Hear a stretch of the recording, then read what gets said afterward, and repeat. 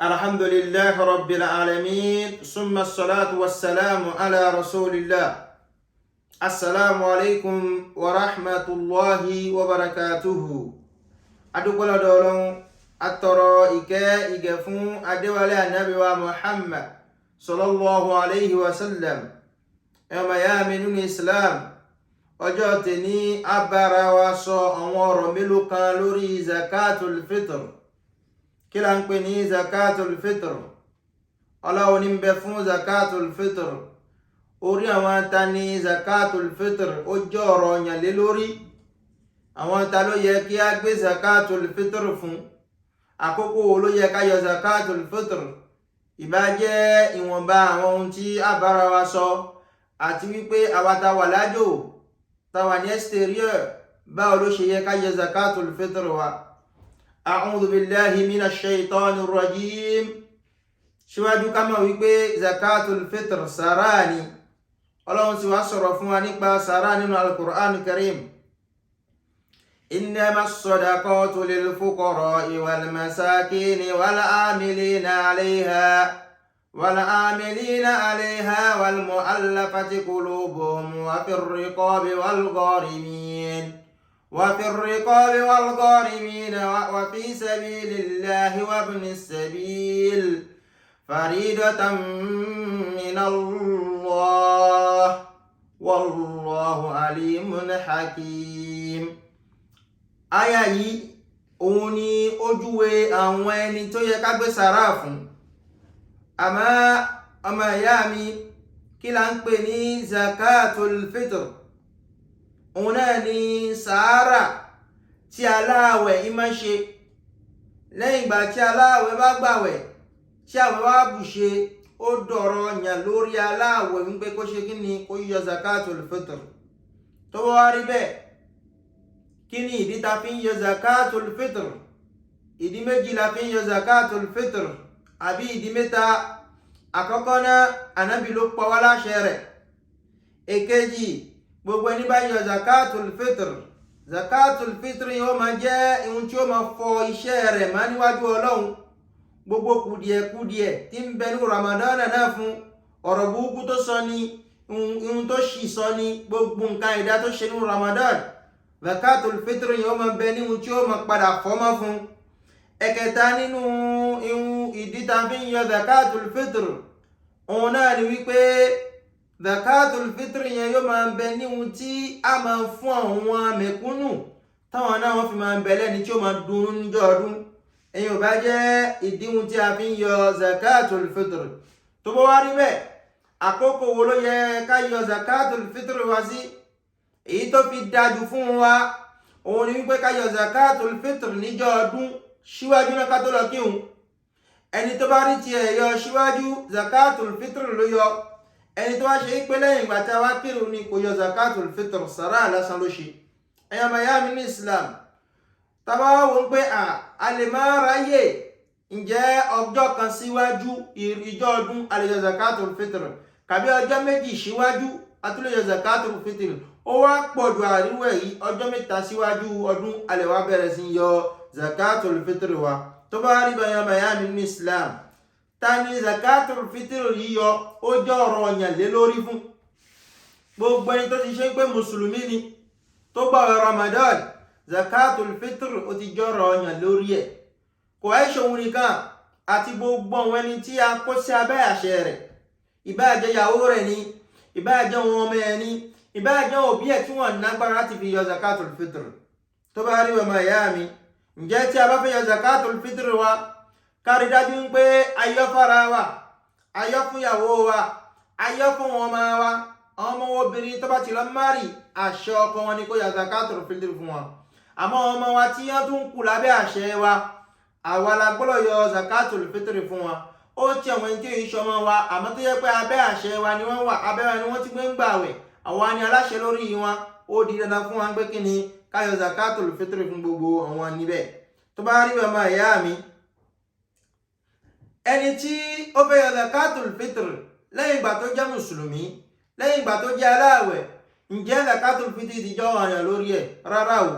Ní ká tó lè rí pé zakatul fitr ó jẹ́ ọ̀ranyàn lórí ẹ̀, ó yẹ ká rí pé eléyẹn níjọ́ ọdún ó ti ní ohun tóun pẹ̀lú fámílì ẹ̀ gbogbo wọn jẹ tí wọ́n yòó tí kíní ọ̀hún tó wá ṣẹ́kù tọ́ ẹni bẹ́ẹ̀ o zakatul fitr ọjọ́ ọ̀yàn lórí ẹ̀ àmọ́ ẹni tí ò ní kankan mẹ̀kúnnù ọlọ́run zakatul fitr yìí ṣe ọ̀ranyàn fún ẹni tí ò ní kankan tó náwó tó lè fi yọ tí ò ní kankan tó lè fi ra àgbàdo àbí nǹkan tá fi yẹ zakatul fitr kò yí ṣe ọ̀ranyàn fún ẹni bẹ́ẹ̀ tó bá wá rí bẹ́ẹ̀ lẹ́ka tó tẹ̀síwájú ẹ dákun ẹ̀yàn máa yá mi ní Islam gbogbo wa tí a wà ní ìlú òyìnbó tàbí a wà ní ìlú míì tí a ò sí ní agbègbè wa tá sì fẹ́ yọ zakatul fitr báwo ló ṣe wá yẹ kí a ṣe nítorí Ànábì Muhammad sallallahu alayhi wa sallam ó jẹ́ pé ó yẹ ayé pé èyí tó fi dájú ní pé ká yọ zakatul fitr ní agbègbè wa àyàfi tí ẹni tí a bá fẹ́ gbé fún kò bá sí níbẹ̀ èyí jẹ́ ẹni tó bá sì fẹ́ yọ zakatul fitr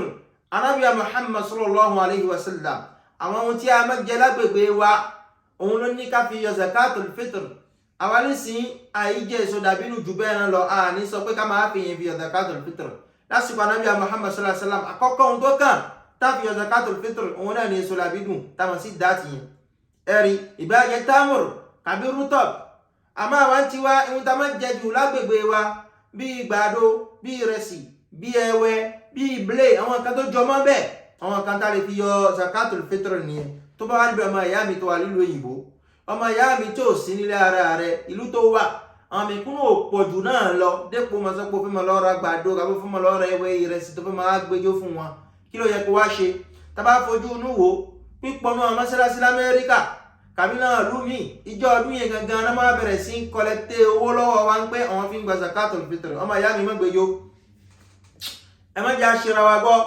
owó yẹn tó bá gbé fún wọn lọ́jọ́ ọdún ńgbà wọn fẹ́ yọ zakatul fitr yẹn tó fẹ́ bá wọ́n tó agbó tó fọ́lọ́ kí òun lọ́wọ́ ni wọ́n ń ṣàwó lọ́wọ́ ẹ̀ zakatul fitr kò yí ṣe ti mọ́sálásì zakatul fitr kò yí ṣe ti ń pẹ́ afẹ́ṣe á ní àwọn mẹ̀kúnnù ọlọ́run nìkan òun náà ní àpò zakatul fitr ẹni tí ò ní aláì ní nìkan lápò zakatul fitr fún kàbí àwọn ONG ti máa ń ṣọ́ ọ̀rẹ́ gbà tọ́mọ́ àwọn àwọn distribuer àmọ́ kò ní jọjọ́ ọdún ni wọ́n ṣàgbà wọ́n ti ṣàgbà the usual avance àwa dúpẹ́ fọ́lọ́run àti ṣeré isu Ramadan àtúndágbára àti máa ṣeré zakatul fitr ẹ̀yin tẹ́ bá ní agbára nínú mùsùlùmí tẹ́wà ní exterior ẹ ọ̀gánísẹ́ra yín ẹja ṣàwọ́nàgbà láàrin ara wa káwá kó ránṣẹ́ sí Áfíríkà ká fi lọ́ọ́ ra nǹkan tá a fi ṣe zakatul fitr ká sì rí dájú pé a ti gbẹjọ́ náà ká tó kéré ọjọ́ ọdún kàbí bẹ́ẹ̀ kọ́ ká pẹ̀ wọn òbí wa ránṣẹ́ sílé ká gbówó fún wọn ó gbọ́dọ̀ gbówó jó ni o tó bá ti jẹ́ responsable tó ìṣọmọdé má tó ti bàlágà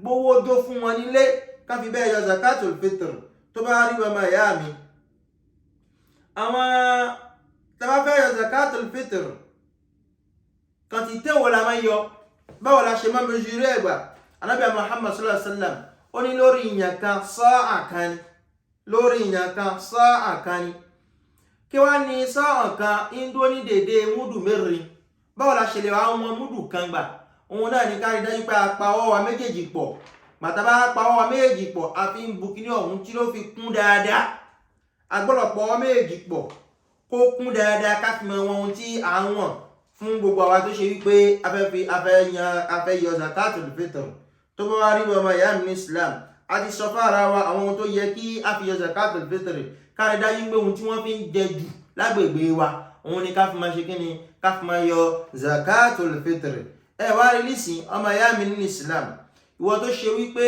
wọ́n kó zakatul fitr wá fún ẹ lọ́tún lọ́sì ìwọ gangan tó bá tètè kó wá fún ẹ má jà ṣìbẹ̀ yẹn gbọ́ mẹ̀kúnnù ọlọ́run ni ẹ tálákà ni ẹ amáyàn tọ̀tọ̀ mẹ́wàá ti kó zakatul fitr fún ẹ èyàn jẹ́ sí gbẹ́njọ́ ọdún wọ gangan o ti ní ohun tó jẹ lọ́jọ́ náà tí ó tún ṣẹ́kù zakatul fitr ti dọ̀rọ̀ yàn fún ẹ àfà ń kó zakatul fitr fún ẹ kàkà tó fi fún ọ ẹlòmíì nítorí wọ́n mọ̀ pé ọmọ àwọn mẹ̀kúnnù náà fi ń kó wá fún ọ kàkà tó fi fún ọ ẹlòmíì ó hàmọ́lé Ramadan wa lọ àwọn ìyàwó ẹ wá di ẹni tí ń ta gbàdo wọ́n ń ta gàrí wọ́n ń ta rẹsì wọ́n sáà ń ta àwọn ẹkìn náà lọ kò dá bẹ́ẹ̀ a bá kó zakatul fitr wá fún ọ àfà wọ́n bá ti rí tiwọ́ wọ́n náà tún fún aláìní mi tiwọ́ náà mà tó bá rí bẹ́ẹ̀ ọ̀hún olówó ẹ dákun afọlọ́hún bẹ̀yìn ẹ̀yin tẹ bá nágbára tẹ láti fi yọ zakatul fitr gbàdo tẹ fún ọyàn ó tó àwọn yóò ní máa jẹ gbàdo ń jẹ ọdún gàrí tẹ fún ọyàn ó tó wọn ní máa mu gàrí kọ́ máa jẹ bá ń jẹ ọdún ẹ dákun fún wọn ní àwọn kan tó gbé pẹ́lí tí wọ́n fi máa dùn ó bá jẹ́ ìrẹsì ni àbí ohun tó jọ máa ń bẹ̀ tó jẹ́ ohun tó ní bàálù ẹ̀ tẹ̀sí nágbára ẹ̀ òun ni kẹ́ fún wọn yàn afọlọ́hún bẹ̀yìn ọlọ́run kó dákun kí ó ṣe gbogbo ẹ̀ nírọ̀rùn fún kó wa ọlọ́run kó wá dákun kó kà wá kún ọmọ ẹni tó ṣe wípé bí a bá gbọ́rọ̀ ọlọ́run a máa ń gbọ́ a sì máa ń mú lò ọlọ́run kó ràn án lọ́wọ́ lórí ẹ̀ èèyàn bá jẹ́ ìwọ̀nba ohun tí a ní ká ṣe ìrántí rẹ̀ fara wa lórí ọ̀rọ̀ zakatul fitr. Chers frères et sœurs en islam, aujourd'hui nous allons nous faire quelques rappels importants sur la zakatul fitr. D'abord, la zakatul fitr n'est pas à confondre avec la zakatul mal. La zakatul fitr est l'aumône que le jeune donne en fin de Ramadan. Ce n'est pas à confondre avec l'aumône ou bien la zakat que nous prélevons sur nos biens. Il y a une différence entre les deux. La zakatul fitr, c'est uniquement dans le Ramadan que nous prélevons cette zakatul fitr. Alors, chers frères et sœurs en islam, c'est quoi l'utilité de la zakatul fitr? La zakatul fitr permet de purifier nos actes d'adoration que nous avons eu à faire ou bien nos manquements que nous avons eu à faire dans le mois de Ramadan. Également, la zakatul fitr permettra aux pauvres de pouvoir jeûner de pouvoir fêter en joie. Donc, ce n'est que les objectifs poursuivis par la zakatul fitr. Alors, quiconque veut donner sa zakatul fitr n'a qu'à s'assurer de donner sa zakatul fitr le jour de la fête. C'est ce qui est meilleur. Mais tu peux aussi donner ta zakat le jour de la fête avant la prière, bien sûr. Avant la prière de la Eid. Quiconque donne sa zakat al-fitr après la prière de la Eid n'a pas donné de zakat al-fitr. Alors, nous pouvons encore donner notre zakat al-fitr une journée avant, 2 journées avant, mais au plus 3 jours avant, avant le jour de la fête. Pardon. Alors, chers frères et sœurs en islam, pour qui ou bien sur qui la zakat al-fitr est obligatoire? Qui a l'obligation de donner la zakat al-fitr? Tout d'abord, pour donner la zakat al-fitr, il faut être musulman. Deuxièmement, pour donner la zakat al-fitr, il faut disposer, d'accord, au moins de ce que tu vas manger tout au long de la journée de la fête. Et tu disposes encore d'un surplus. Alors, lorsque tu disposes de ce surplus-là, la zakat al-fitr est obligatoire pour toi et tu dois prélever ta zakat al-fitr. Alors, notre zakat al-fitr n'est pas destiné pour les mosquées. Notre zakat al-fitr n'est pas destiné pour des dons, pour faire des constructions d'écoles ou bien quelque chose. Non. La zakat al-fitr est destinée uniquement aux pauvres. La zakat al-fitr, une fois encore, est destinée uniquement aux pauvres. La zakat al-fitr, une fois encore, est destinée uniquement aux pauvres. Alors, chers frères et sœurs en islam, qu'est-ce que nous allons donner en zakat al-fitr?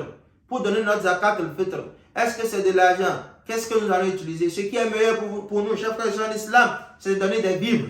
Ce que nous consommons dans notre entourage. Ça peut être de l'orge, les céréales, le blé, etc. Ça peut être le riz, le maïs, etc.